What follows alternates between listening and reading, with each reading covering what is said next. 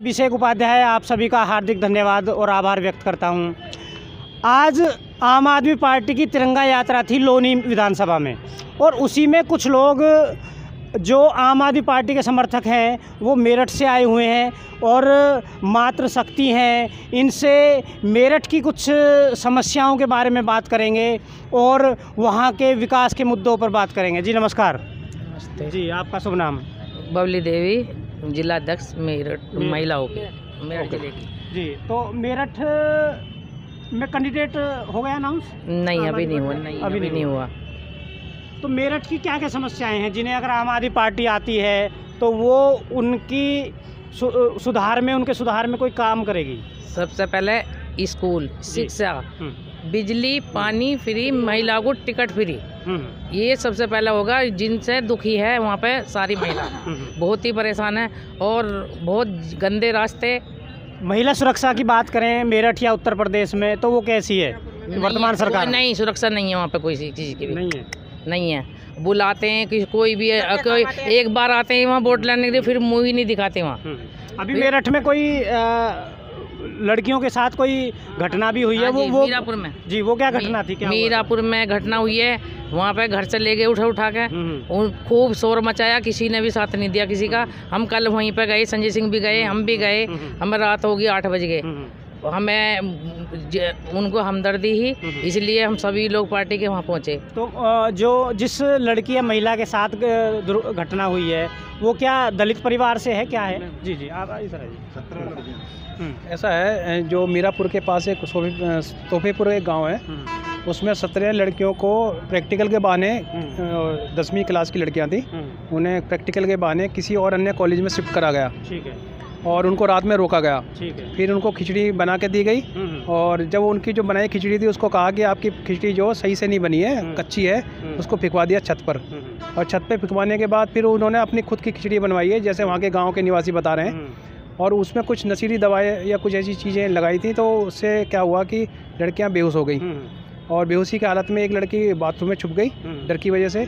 उसने खुलासा किया है कि वहाँ की जो बाकी जो बच्चियाँ हैं उनके साथ यौन शोषण का प्रयास या यौन शोषण होने की संभावना हुई है।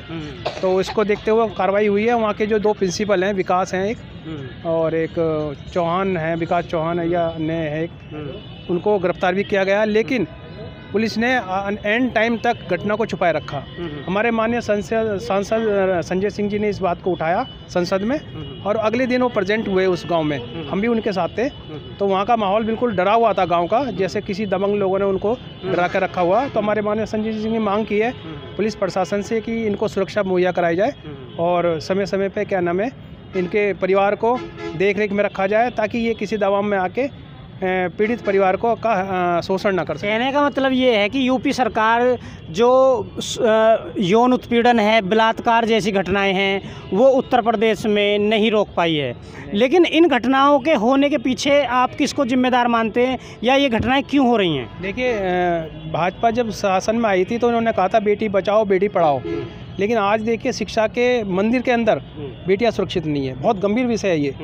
और जब सड़कों पर बलात्कार होना तो एक आम बात है उत्तर प्रदेश में, लेकिन विद्यालय के अंदर बेटियां सुरक्षित नहीं है, तो ये बहुत बड़ा सवाल उठता है। आपका विशेष नारा था बेटी बचाओ बेटी पढ़ाओ, और आप संज्ञान नहीं लेते। आप सीधे सीधे इलेक्शन में जा रहे हैं, बस इलेक्शन की तैयारी कर रहे हैं, बाकी किसी और चीज़ की सुरक्षा, स्वास्थ्य, शिक्षा, किसी पे ध्यान नहीं दे रहे आप। महंगाई के बारे में क्या विचार है आपका? देखिए, महंगाई बहुत चरम सीमा पर है। आज कोई भी महंगाई के बारे में बात करना नहीं चाहता, सिर्फ आम आदमी बात कर रही है।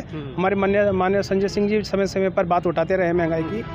बिजली, पानी, आप देखिए कि पेट्रोल के कितने रेट बढ़ गए हैं। खाद्य तेल भी काफ़ी महंगा हो गया है। जो खाद्य तेल 70-65 रुपये किलो था, आज 200 है। तो गरीब जनता कैसे करेगी, अपना निर्वाह कैसे करेगी? यानी कि पूरा रसोई का ही बजट बिगाड़ दिया है। दूसरा, महंगाई के ऊपर मैं ये और बताना चाहूँगा आपको सीधे सीधे कि भाजपा अगर दोबारा रिपीट होती है, होगी नहीं, तो सिलेंडर 1200 रुपये करीब जाएगा, पेट्रोल कम से कम 150 रुपये जाएगा। आप देख लेना, भाजपा चंद पूंजीपतियों की सरकार है, ये नहीं छोड़ेगी किसी भी अन्य व्यक्ति को, सिर्फ कुछ बड़े लोगों को साथ कर चल रही है देश में। एक महिला और है, इनसे जानेंगे कि ये यौन उत्पीड़न या बलात्कार की घटनाएं उत्तर प्रदेश में सरकार कहती है कि हमारी सरकार में ऐसा हो नहीं सकता, फिर भी हो रही हैं, तो इसके बारे में आप क्या बोलेंगे? ये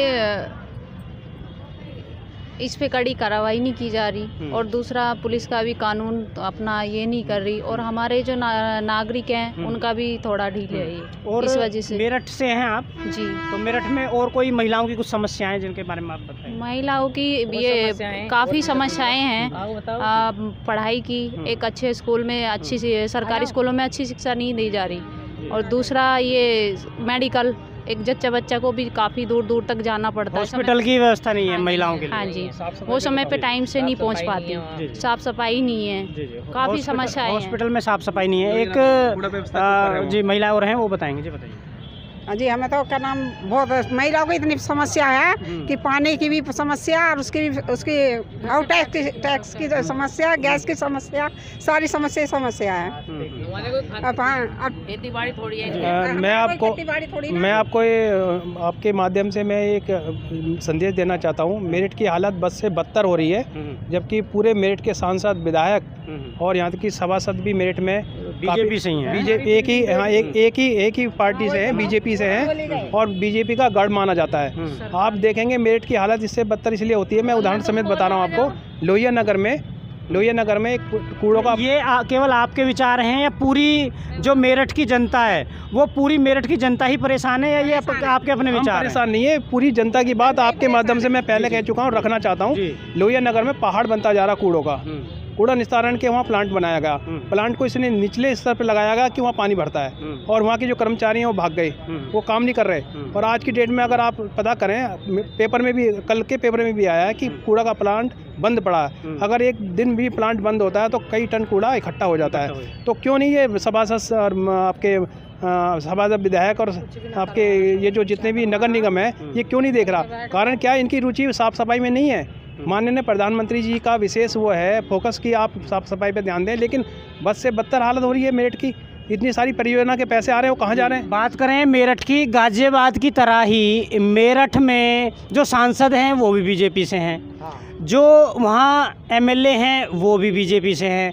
अगर ऐसी तिगड़ी में भी ये लोग विकास नहीं कर पाए तो कब विकास करेंगे? एक दौरा मौलिक भारत न्यूज़ का मेरठ भी होगा, जानेंगे कि ज़मीनी हकीकत क्या है। मैं अभिषेक उपाध्याय आप सभी का धन्यवाद करता हूँ। नमस्कार।